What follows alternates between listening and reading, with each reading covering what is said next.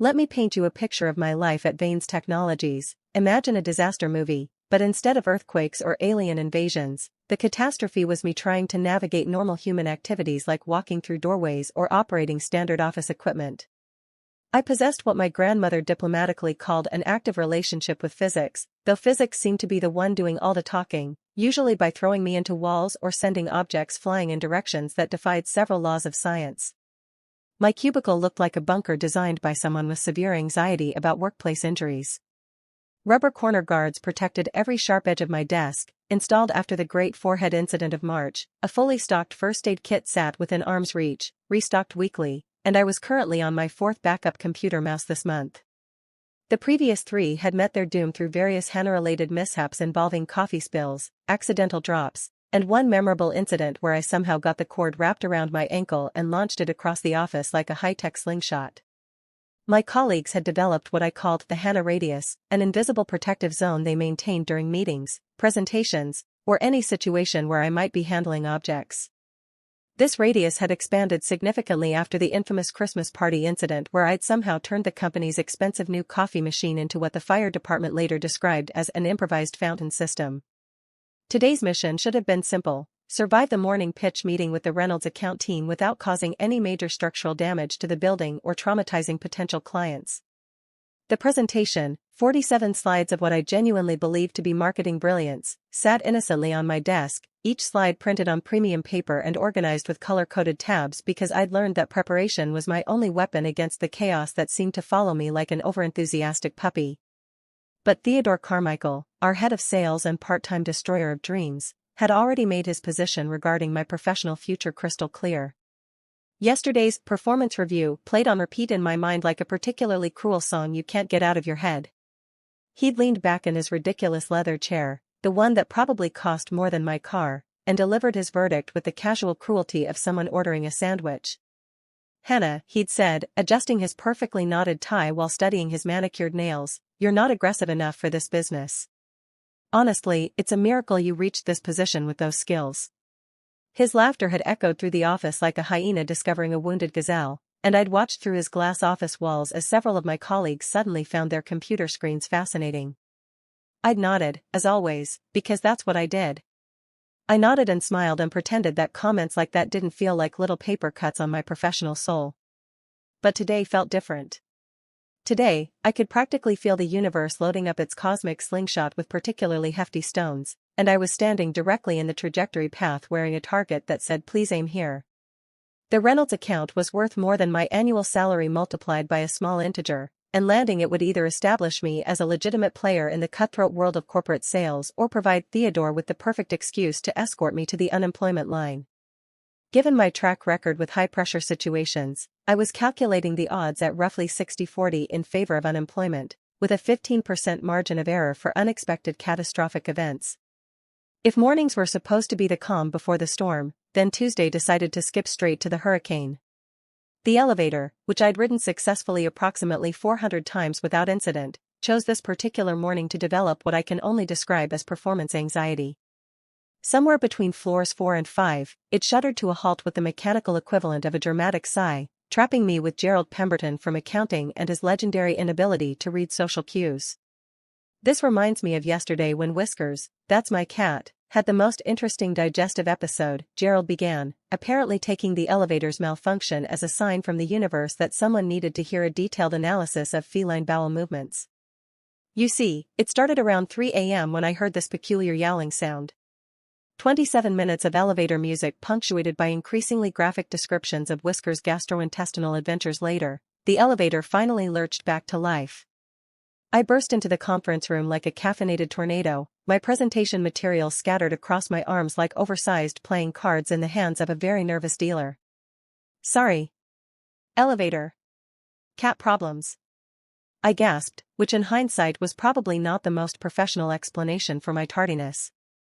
In my rush to reach the presentation table, I managed to catch my foot on the extension cord to the projector, a cord that had been lying innocently on the floor like a technological tripwire waiting for its moment to shine. The projector toppled forward with the grace and inevitability of a felled tree, its lens meeting the glass water pitcher in what could only be described as an aggressive introduction. The pitcher, apparently taking offense at this sudden assault, launched a perfect arc of ice water with the precision of a medieval catapult, sending its entire contents directly onto Theodore Carmichael's imported Italian suit.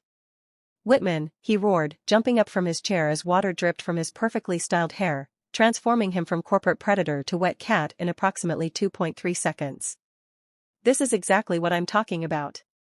No coordination. No control. No sense of..." His tirade was dramatically interrupted by the projector screen, which had apparently decided that it had witnessed enough chaos for one morning and was staging its own rebellion. The screen snapped back up with the velocity and enthusiasm of a rubber band seeking revenge, connecting with Theodore's forehead with a sound that echoed through the conference room like a gunshot at a library. The Reynolds account team, 3 stern-faced executives in matching navy suits who looked like they'd been manufactured in the same corporate assembly line, sat in stunned silence as Theodore stumbled backward. His arms began windmilling frantically as he fought against gravity, momentum, and what appeared to be divine intervention, before collapsing into his chair with enough force to activate its wheels. The chair, apparently as eager to escape the chaos as everyone else in the room, began rolling across the polished conference room floor with Theodore clinging to it like a very expensive, very wet rodeo rider. It gained momentum like a runaway shopping cart with commitment issues, crashed through the conference room's glass partition with a sound like the world's most expensive wind chime, and deposited a thoroughly dazed Theodore directly into the lap of Mildred Fernsworth from HR. Mildred, who had been peacefully enjoying her morning yogurt while reviewing what appeared to be vacation requests, suddenly found herself wearing both Theodore and her strawberry banana breakfast. The yogurt exploded across the hallway in an abstract art pattern that would have made Jackson Pollock weep with envy. "Meeting adjourned," squeaked the lead Reynolds executive, whose face had turned the approximate color of vanilla pudding. The 3 of them began gathering their materials with the urgency of people fleeing a natural disaster. "Wait," I called out, because apparently my brain thought this was an excellent moment to demonstrate leadership skills. My attempt to chase after them resulted in me stepping directly onto my scattered presentation cards, which had somehow arranged themselves on the floor like the world's slipperiest welcome mat. My feet shot out from under me with cartoon-like precision, physics demonstrating once again that it had a personal vendetta against my professional success.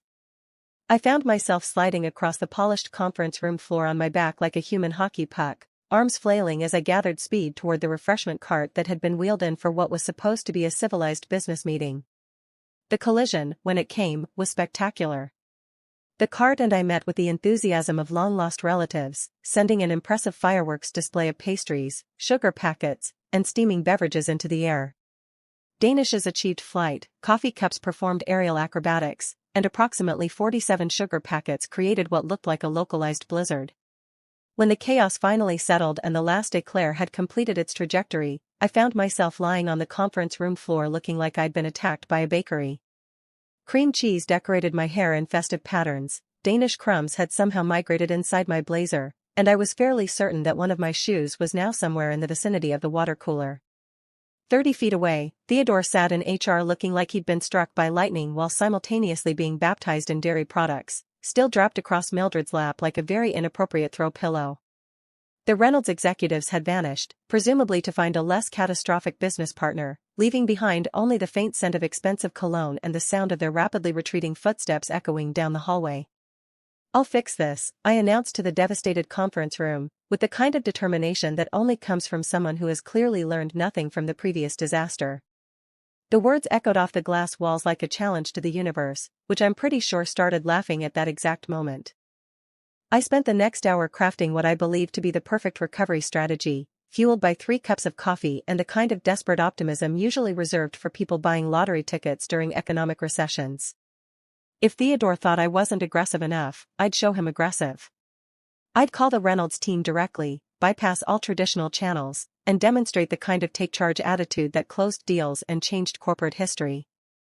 Armed with my backup presentation, laminated after too many liquid-related incidents, and wearing my lucky power suit, the navy one with the mysteriously expanding waistband that I'd bought during an optimistic shopping spree, I marched toward Theodore's office with the confidence of someone who had absolutely no idea what was about to happen next.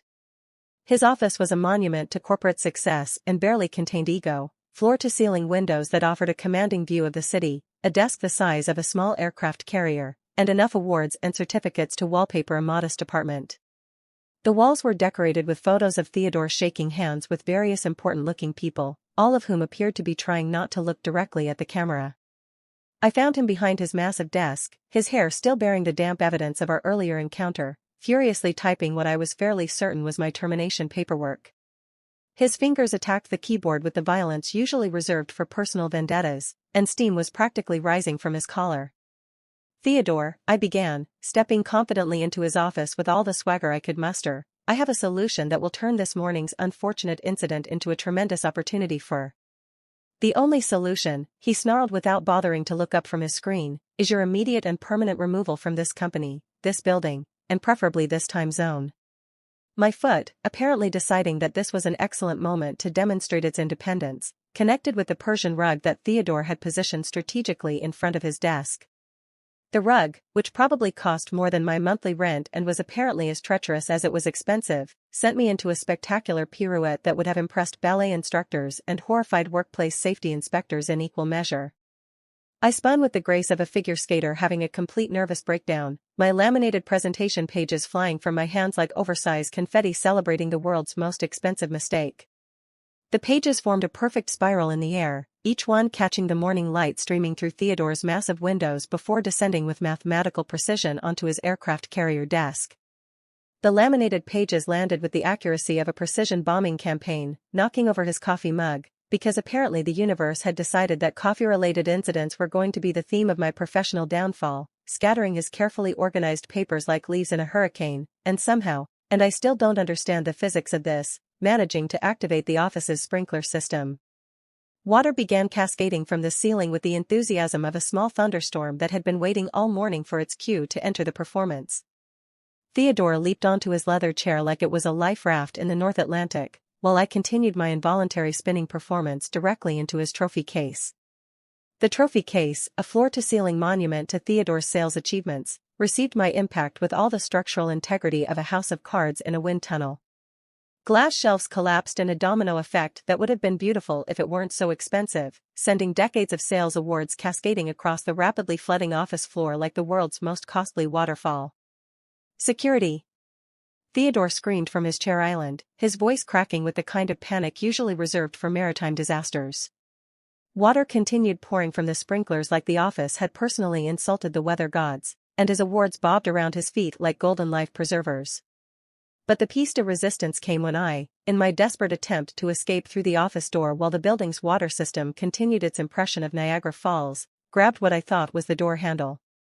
Instead, my flailing hand had somehow latched onto the fire alarm system. The building's emergency alert activated with the enthusiasm of a caffeinated marching band, sending ear-splitting sirens wailing throughout Vane's Technologies while strobe lights began flashing like the world's most aggressive disco. The combination of water, sirens, and flashing lights transformed the office into what I can only describe as the most expensive nightclub disaster in corporate history.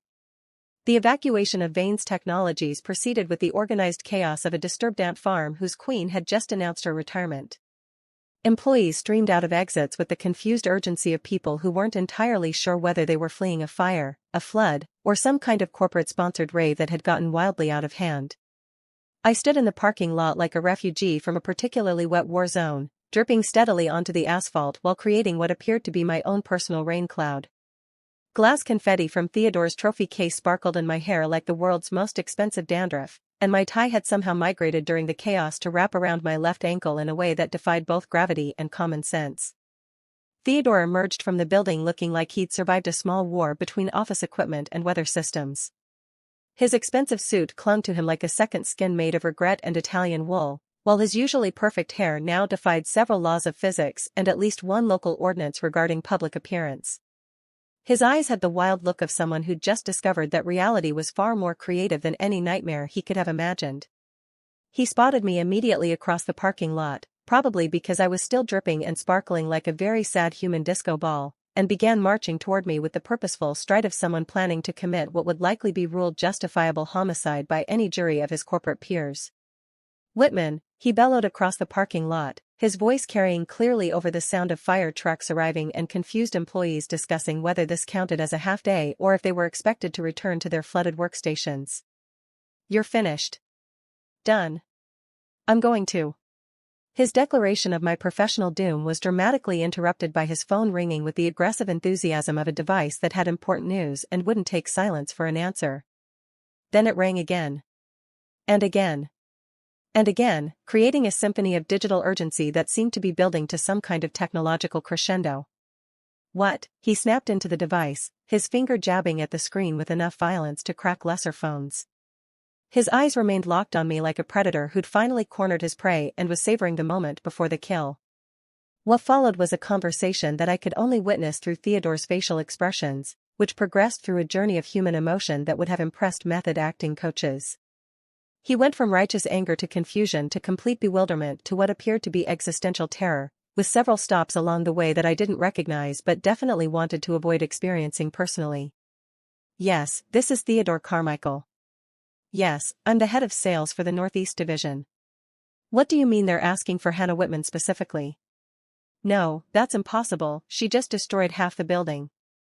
They want who to handle their account exclusively? But she caused a flood. And a fire alarm. And my trophy case is floating in my office. What do you mean they were impressed by her aggressive approach? What do you mean they've never seen such innovative sales tactics? I watched from what I hoped was a safe distance as Theodore's face cycled through every shade of red available in the human color spectrum, with a few stops in purple that suggested his blood pressure was entering uncharted territory.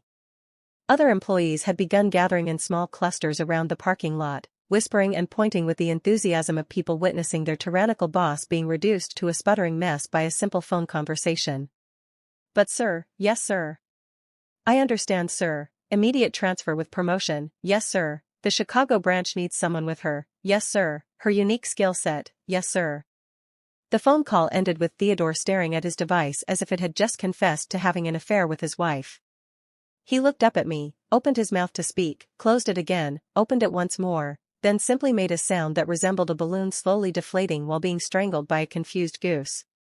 Behind him, the fire department was setting up equipment to pump water out of the building while someone from facilities tried to explain to the fire chief that no, there hadn't been an actual fire, just an employer-related incident that had somehow activated multiple building systems simultaneously.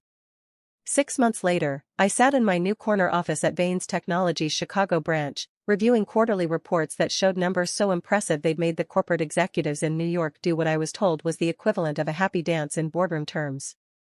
My official title was Senior Account Executive, but I discovered that the office staff had nicknamed me the Hurricane after word of the legendary Reynolds account acquisition had spread through the corporate grapevine like wildfire in a paper factory. The story had evolved in the telling, as office legends tend to do, growing more elaborate with each retelling until most people believed I'd single-handedly revolutionized aggressive sales tactics by literally bringing down the establishment during negotiations. Some versions of the story had me deliberately flooding Theodore's office as part of an elaborate psychological warfare strategy. Others claimed I'd trained in some kind of corporate martial art that involved weaponizing office supplies and building systems. The truth, of course, was that the Reynolds executives had been so stunned by what they perceived as the most boldly innovative sales presentation in their collective experience that they demanded to work exclusively with the person who had thought so far outside the box that she'd apparently left the box in a completely different building. Their follow-up contract had been worth more than the entire Northeast Division's quarterly projections, and suddenly my unique approach to client engagement was being studied by business schools as an example of disruptive marketing strategies. My new office was strategically located on the ground floor with direct access to an emergency exit, and my assistant, a remarkably efficient woman named Rebecca Chen who apparently had experience managing what she diplomatically called high-impact personalities, had quietly installed additional safety features throughout my workspace. Reinforced furniture anchored to the floor, shatterproof coffee mugs made from some kind of space-age polymer, and a first aid station that looked like it could handle everything from paper cuts to small explosions. The Chicago branch had embraced my reputation with the kind of enthusiastic acceptance usually reserved for circus performers or exotic animals. My colleagues maintained respectful distances during meetings, but they did so with admiration rather than fear. I was their secret weapon, the account executive who could close deals by doing things that traditional sales training had never even considered. Theodore Carmichael, meanwhile, had been restructured into a new position managing the company's digital filing systems in the basement of the corporate headquarters. According to office gossip that traveled faster than bad news, he'd actually requested the transfer after developing what HR diplomatically termed performance anxiety episodes whenever anyone mentioned my name in his presence. Apparently, he'd also developed a nervous twitch involving coffee cups and had been seen avoiding Persian rugs with the dedication of someone with a life-threatening phobia. The only remaining reminder of that infamous Tuesday was a framed photograph on my desk, a security camera still image showing me mid-pirouette in Theodore's flooded office, arms outstretched like a very confused swan, surrounded by flying laminated papers and falling trophies while water cascaded from the ceiling. I'd had it professionally matted and captioned it "Aggressive Sales Tactics in Action" in elegant script that made it look like motivational office art.